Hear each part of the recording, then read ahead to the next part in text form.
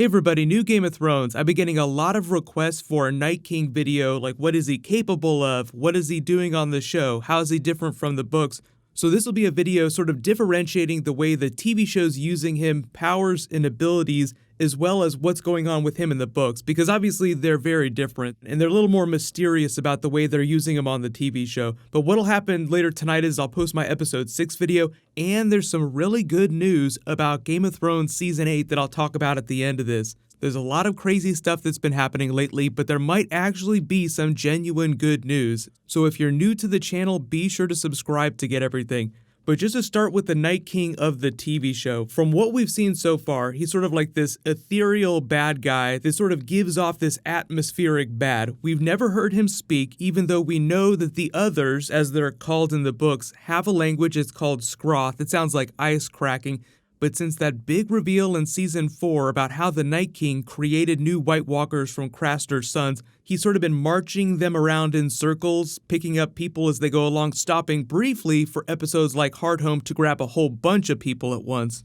We know that Dan and Dave met with George R. R. Martin a couple years ago to sort of get a roadmap for the series. Even though in later seasons they've had to diverge a lot from the books, they got a lot of big explainers from him. So in Season 6, when we saw the Children of the Forest create the Night King, that is a book plot point. It's just that the books are going to treat it a slightly different way. George R. R. Martin's always like, aha, wait till you see how I handle all of these things. So while he might not have all of the exact same powers of Greensight that they do and power over nature, he has most of the same abilities. Power over nature, power to bring the winter with him is just one of those big things that we've seen on the TV show so far. So I always get a lot of questions about what does he want, what is his ultimate goal, and it sounds like it's mostly just wiping the board clean. He's sort of like this mindless person, and it remains to be seen whether or not the show will ever turn him into an actual character, because right now he's sort of like a prop that they just wheel out. He doesn't have any dialogue. You don't really know anything about his motivation other than he just wants to kill everybody.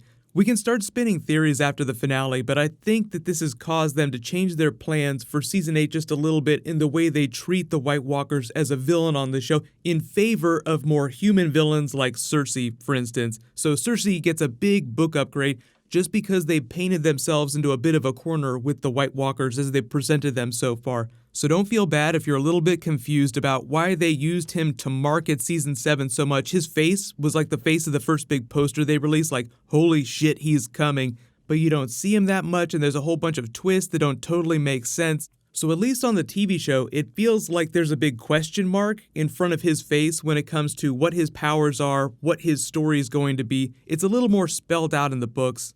I know a lot of you are wondering about the theory that he might be a version of Bran, like all of the Bran's theory. I talked a little bit about that earlier this season. I think it's taking Bran's powers a little too far, but I certainly believe that it's possible that he was a Stark of Winterfell. It's just that when old Nan is telling her tales back during the first book, she suggests to Bran, as she's telling this story, whose name is Brandon, that the mythical Night's King, the one that was the 13th Lord Commander of the Night's Watch, was a brother of the King of Winter, the Stark King in Winterfell at the time, and his name was Brandon. So I think, one, she's trying to freak him out and tell a really good story, but I do think that there's an element of truth to that.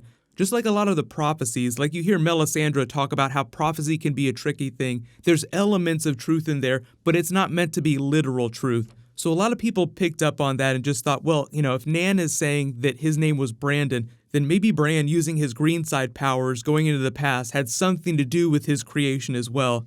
But I don't think the TV show Night King is our Bran. I think the TV show is doing a Cliff's Notes version of the Night King. And when George R. R. Martin explains what old Nan was talking about, the Night's King, is that the person on the TV show? Everyone was asking that after we learned about him in Season 6. Martin clarified that that person that old Nan was talking about is no more alive today than any of the other mythic people from the Age of Heroes from thousands of years ago.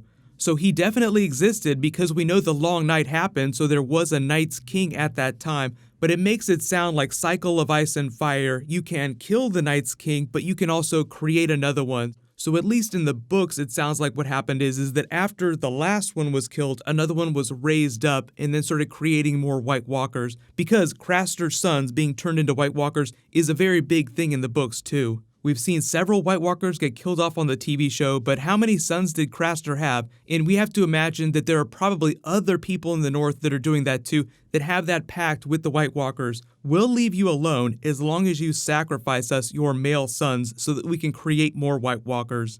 The whole Bran's secret identity thing, I think, just has risen up from the idea of secret Targaryens. There's that funny saying that you're not really a character on Game of Thrones until you might secretly be someone else.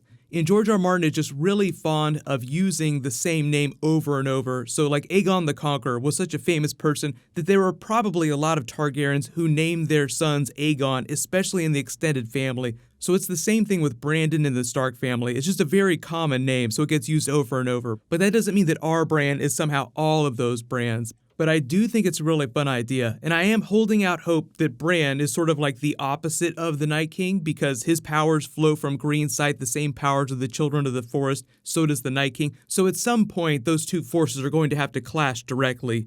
But we can talk more about that after episode 6, because I think there's still a couple big twists to happen this season. But it is safe to say that the Knights Kings of the book, the multiple ones, however many there have been, have the same powers as the ones that we've seen on the TV show.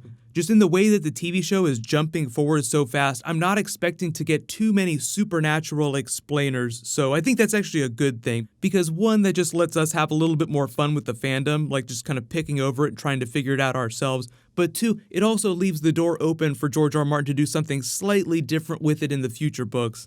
But we can glean that he has powers of mass resurrection, so while a single White Walker can raise people one at a time from the dead, the Night King can do an entire army all at the same time. I think it's mostly just a proximity situation, like all these people along the beach at Hardhome here. He was able to raise them all up, so we can say he has at least a quarter-mile radius for his powers of raising people from the dead.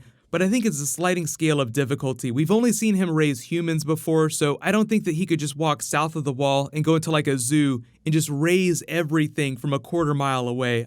I think just like Bran has an easier time controlling small animals than controlling people like Hodor with really powerful minds, it's the same thing for the Night King. The more powerful the mind, the closer you have to be and the more focused you have to be. We've seen him create ice weapons. There's that ice blade that he's been carrying around for the past couple of seasons. We know that he has the same psychic green sight that Bran has because he sort of grabs him here. So we know that he does have a mind of his own. He has intelligence. He has thoughts. It's just that we don't know what they are. So I do sympathize with you if you're really upset that they haven't explored his character more fully, but I think they've just done that on the TV show in favor of the more human characters. Like they really want Cersei to be this really big villain. And it really seems like they're using the Night King as more of a MacGuffin, like, oh, we got this thing off in the distance here, it's coming, it's going to be really dangerous. But really, most of the action that they've dedicated themselves to is the human drama, like the back and forth of the characters, like what's going on with Cersei in King's Landing, what is she going to do to throw things off the rails, what's going on between Jon and Daenerys with them coming together, what's going on in Winterfell. There's a whole bunch of things that we'll have to talk about after episode 6, because I know a lot of people wondering, is Ghost going to come back? So the TV show is just making a lot of moves before season 8. So the good news, actually, I'll say now, the good news about season 8 is that they start shooting in October, which if you didn't know was around the time that they started shooting last year. So earlier this year, I did a video about season 8 about how they basically said that we might not get this till 2019. So everybody's shaking their fists like you'd expect. I mean, of course, it'd be disappointing to go a whole year without Game of Thrones. We waited so long for season 7. But then a little while after the season started, it was reported by HBO themselves that all of the season 8 scripts, all 6 of them, had been submitted, they're finished, and they were just figuring out how they were going to film the season, and that was the potential big source of the delay. But then Nikolaj Coster-Waldau recently just said that he was going back to Belfast to start filming season 8 in October, meaning that they have their start date. So even if it still takes them about 6 months to film the season, which is a normal shooting schedule for Game of Thrones, and a couple more months of posts after that, there's a chance we can still get those season 8 episodes by the summer, which I think is a best case scenario, because they've also said that they're going to wait till the year after season 8 to premiere whatever the prequel series is going to be. They still haven't revealed that. They just said that it's a very recognizable past event. So let me know in the comments, what do you think of the TV show's treatment of the Night King, and what do you think they're going to do with him in Season 8? Because it sounds like they might defeat him relatively quickly, and then Dream of Spring, Lord of the Rings style, the last couple of episodes will just be everybody trying to rebuild. You'll actually see some of that play out. But what'll happen is I'll post my episode 6 video tonight after the episode airs. We'll talk about all the big crazy twists. There is a new round of that HBO Now giveaway. All you have to do to enter, just be a subscriber, leave a comment on this video. So while you wait for everything, you can click here for my episode 6 video. I'll update the link when I post that video, and you can click here to learn all about Jon Snow's father. Thank you so much for watching. Everybody stay awesome. I'll see you guys tonight.